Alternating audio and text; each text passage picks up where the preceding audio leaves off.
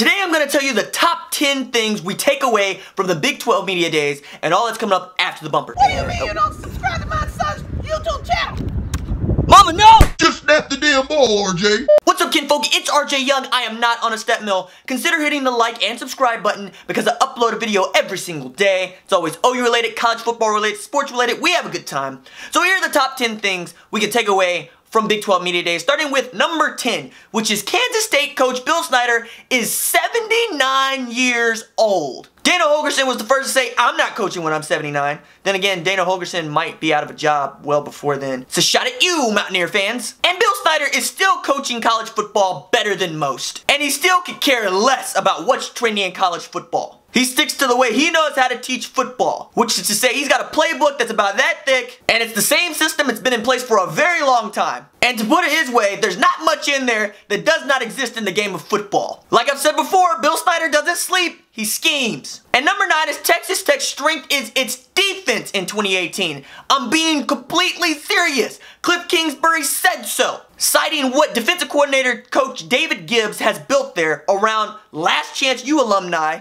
and former Texas Tech reject but now brought back because he can play football again, Dakota Allen. And with more guys on the all Big 12 preseason defense than on the offense, Cliff Kingsbury might be on the hot seat if that defense doesn't come through. What am I talking about? He's already on the hot seat. He's got to win a bowl game this year. Number 8 is Dana Holgorsen is all in on Will Greer's Heisman campaign too. Will Greer is a mature guy. He's ready for this. He's a coach's kid and yada, yada, yada. I don't believe in Will Greer and his 9 good fingers. But he's got a heck of a wide receiver in David Sills, and David Long could be the sneaky pick for all Big 12 Defensive Player of the Year. Number 7 is Kansas coach David Beaty still has to talk about Baker Mayfield grabbing his crotch rather than inside linebacker Joe Deneen leading the Big 12 in tackles per game with 7.6. Next thing we tell you to talk about is Gary Patterson can be depended on to take a shot at the SEC. In his opening statement as TCU head coach, he made his way around to Georgia saying, quote, Georgia has a good defense and they would play well in our conference, but it's a little bit more high flying and more chances being taken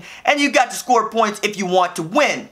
I do believe that we play pretty good defense in this league.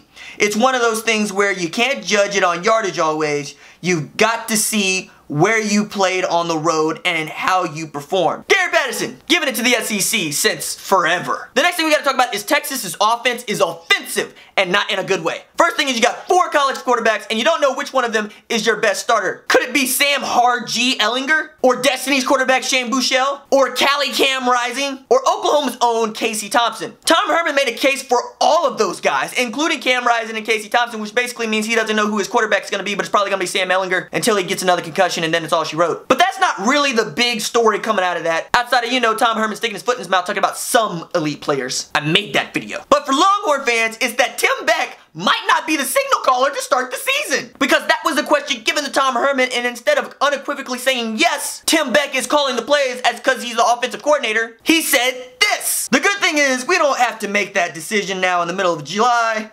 We're going to do whatever is best for the University of Texas and for our offense. Again, I have always been very intimately involved in the play calling on game day.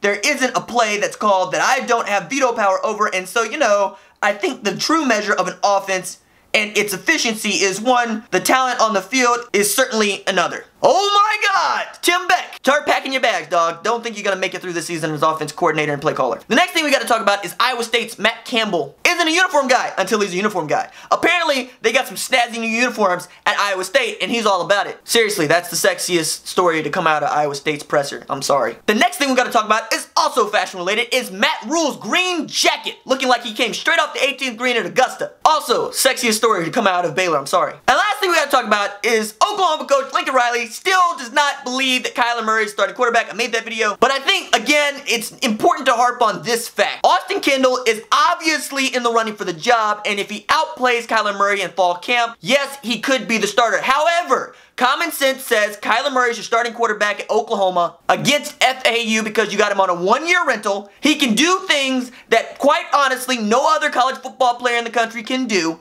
He gives you more opportunities to win, and he's a once-in-a-lifetime talent. But what I think you really need to take away from this is that in the Big 12, at least among media types, they don't seem to think it matters who's the quarterback because they picked Oklahoma to win the Big 12 for a 4th straight year. All right, that's it for me. Deuces.